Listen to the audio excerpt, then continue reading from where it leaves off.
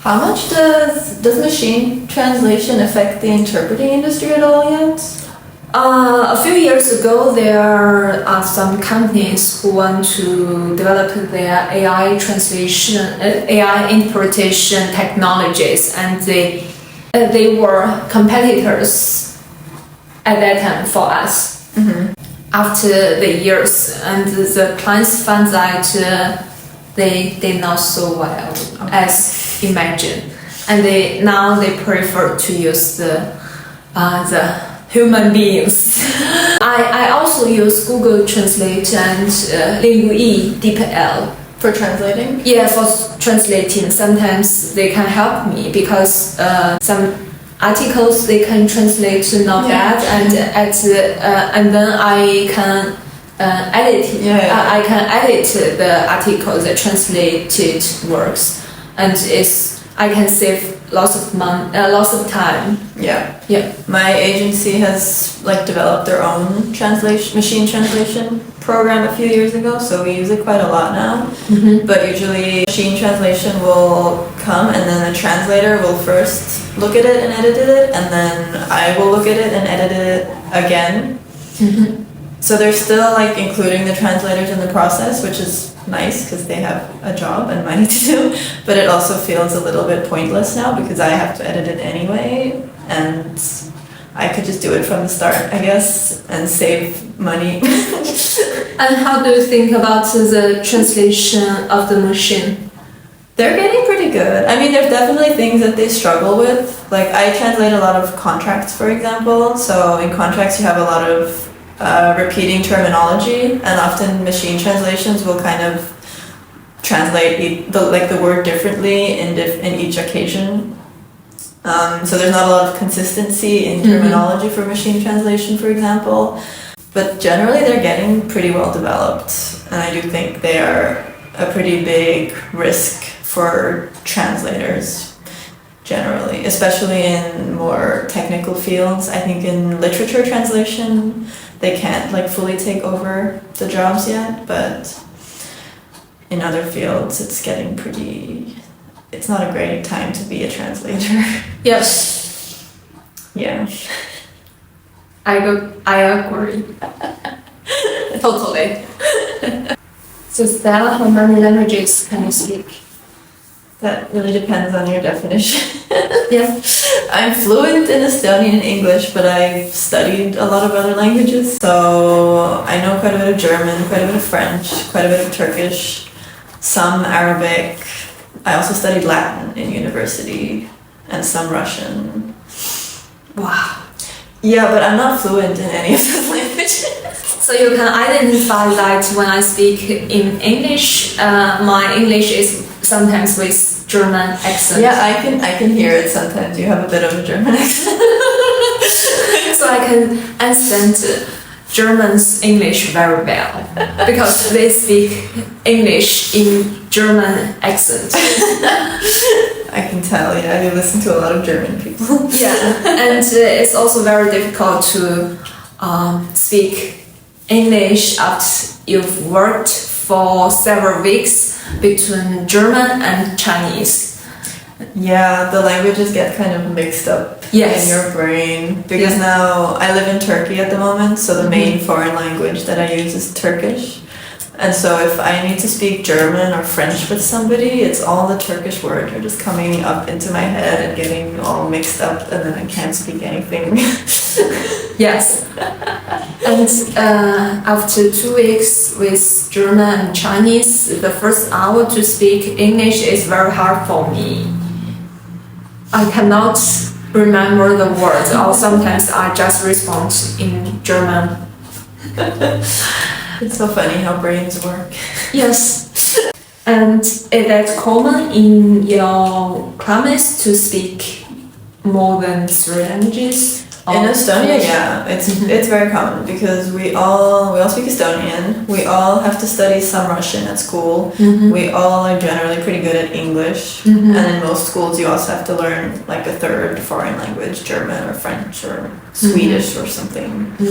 What about in China? It's very hard for us to learn English because China, the Chinese characters is different with English or German with the Western languages. The Latin,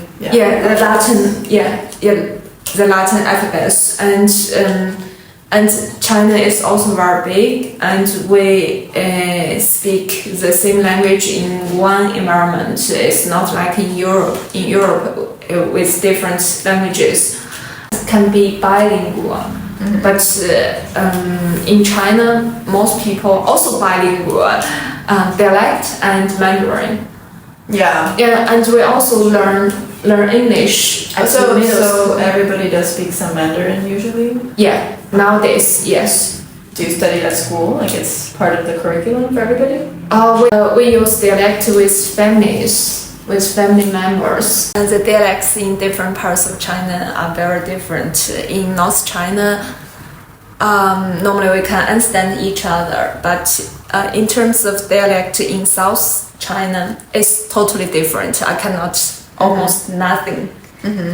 It's another language. So is your education mostly in the dialect and then you'll study Mandarin, or education is in Mandarin? Education in Mandarin. Okay.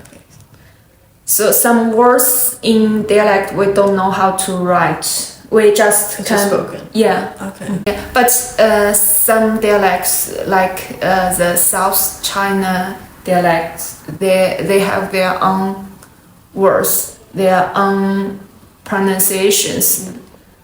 It's different. Is Cantonese that's one of the main? Yeah. Yes. From the north or the south? South. Do you have dialect in Estonia? Not really. Like we can all understand each other. There's like small variations in the regions, but Estonia is a very tiny country. Yeah. So it's nothing like China. But German is also not so big. They also have different dialects, and sometimes if there is a speaker who speaks German in dialect accent, I should do a very complex process. Firstly, I should translate the dialect into Hochdeutsch, into standard German, and then import the standard German into Mandarin. The process is in my brain, in my mind. No one can see the process. Yeah. Yes. What was the most interesting translation or interpretation job you've done? I think the fascinating point is that you can contact different kinds of knowledges or interesting technologies. But have you had like one job that you remember that was like super interesting or super fun? About the blockchain. Oh, okay. And I've translated one article about blockchain, and I also bought some Crypto? Yeah. Bitcoin. You were influenced? Yes, and at first I also earned some money. Wow. And after that I also lost money, and now I do not buy it anymore. Smart. I had a really interesting job once where I was asked to translate a diary from right after World War II. It was a diary of Estonian refugees that had escaped the Soviet occupation to Germany. And then they were writing like a diary of it every day. And so that was really interesting because I had to also decipher the handwriting because it was scanned handwritten pages.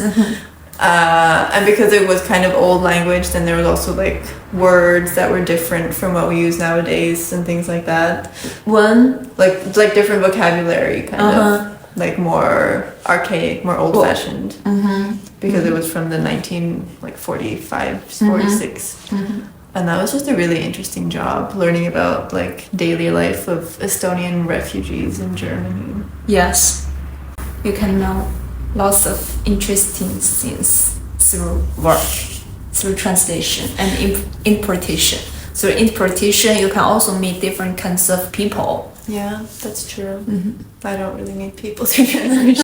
But you can transfer your job from translation into interpretation. You have already very good foundation. I don't think interpretations for me, it seems too stressful. Oh, yes. It's really very stressful. Yeah, I think I'm more likely to go into like language teaching or something.